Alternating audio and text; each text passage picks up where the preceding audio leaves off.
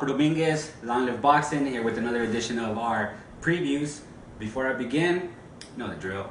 Go ahead and click like, subscribe, comment, share. I mean, we greatly appreciate the support. Now, this weekend, Saturday, on ESPN and ESPN Deportes at 10 p.m. Eastern, one of my favorite newer fighters, Emanuel Vaquero Navarrete, defends his WBO Super Bantamweight belt against Fransisco, Panchito Centenario, DeVaca. And this is a great matchup because Emanuel Navarrete is, like I said earlier, he's one of my newer fighters. He burst on the scene in December 2018 when he beat Isaac Duck Bay twice. And Duck Bay, if you remember, he was coming in with some great momentum. He had just beat Magdaleno to take his belt. He beat him in the 11th round, just battered him. And then he took on Otake in his next fight and just blasted him out in the first round. So Isaac was coming in with some great momentum, and it was on the undercard of the Alacran Burchot and El Bandido Vargas fight. It was the co-main event, and Navarrete just battered Dogbo. And after the fight, he took the decision. I was thinking, okay, maybe he caught the champion on a bad night. Maybe the champion just didn't take that fight seriously or for whatever reason. And in the rematch, no, Navarrete proved it wasn't a fluke. He didn't just beat him; he beat the shit out of him. I encourage you, go watch that fight. Now, Emanuel Navarrete defends his title against Doug Bay in the second match. That was a beatdown. He dominated the whole fight. I was really impressed by him. This Saturday, he takes on Fransisco, El Panchito Centenario DeVaca. He's undefeated, 20-0. Go ahead and break it down, but I want to start with the champion, WBO champion, Emanuel Vaquero Navarrete. He's from La Ciudad de Mexico. He's 27-1, 23 KOs, 5'7", 72-inch reach. He stands from the orthodox stance. Let's go ahead and start with his strengths. His favorite punch in the Dugbo bouts was the left uppercut.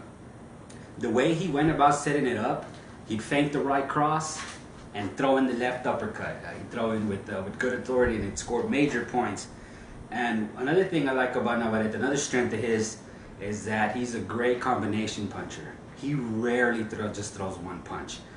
Like I wrote about, think of him as the opposite of Adrian Broner. Everybody always said about Adrian Broner, let his hands go. No, this is what Emanuel Navarrete does. He throws punches in bunches. He could throw any punch in the book. And another thing about him, another strength, is that he can switch stances on you. He can go from orthodox to southpaw, back to orthodox, so it keeps you guessing it. And he likes to do that when he's walking his opponents down. And it takes good skill to do that, because you can get caught in between those switches. Now, some of the weaknesses: he is a headhunter. At times, he tends to forget about the body.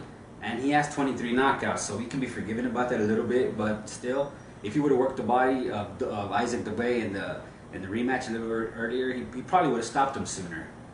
And he kind of drops his guard. Another thing that I've noticed about him in his fights is, and after an exchange or after a break, after a clinch, he'll step back and drop his guard a little bit, and it creates small windows of opportunity that maybe Panchito can take advantage of. And the last one, and this is the major question, is his hand healed?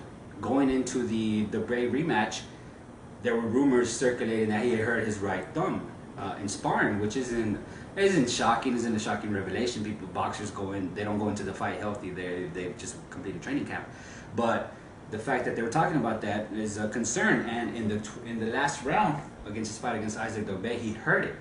And the crazy part about it is that he hurt it, and he threw another punch immediately after, another right cross on his injured hand.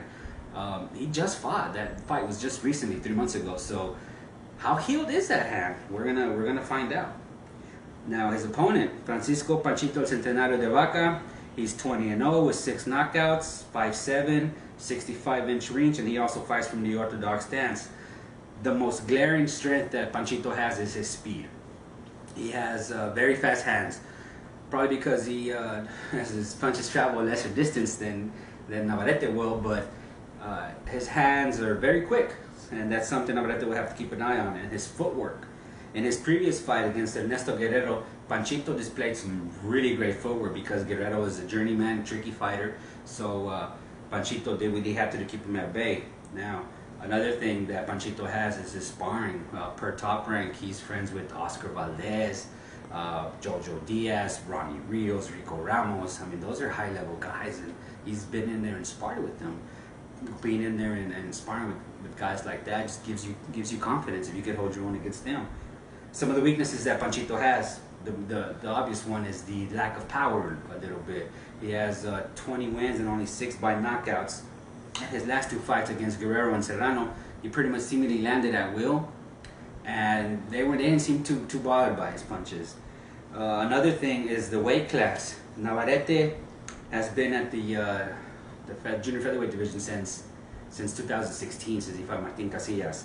Panchito is for the most of his part has been a career 118 pounder.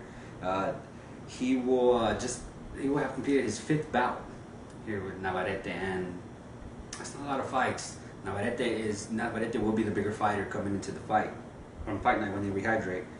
Another thing I noticed about Panchito is that he loves to brawl, and that's very dangerous if you get caught in an exchange with a powerful puncher as Navarrete. He's gonna have to stay composed and listen to the game plan that his corner implies, and don't get careless. Don't let your pride get in the way. The pick. Emanuel Vaquero Navarrete has 23 knockouts in his 27 wins. Look for that number to improve to 24. He's just too big. He's gonna be too big, too strong for Panchito. I can see him walking him down kind of very early on and using that long reach and the power of his. I can't see it going past 8 rounds. Panchito's a great fighter, nothing to take away from him. He's 20-0. But Navarrete is the champion for a reason, and he's going to prove it again on Saturday as he defends his WBO junior featherweight belt.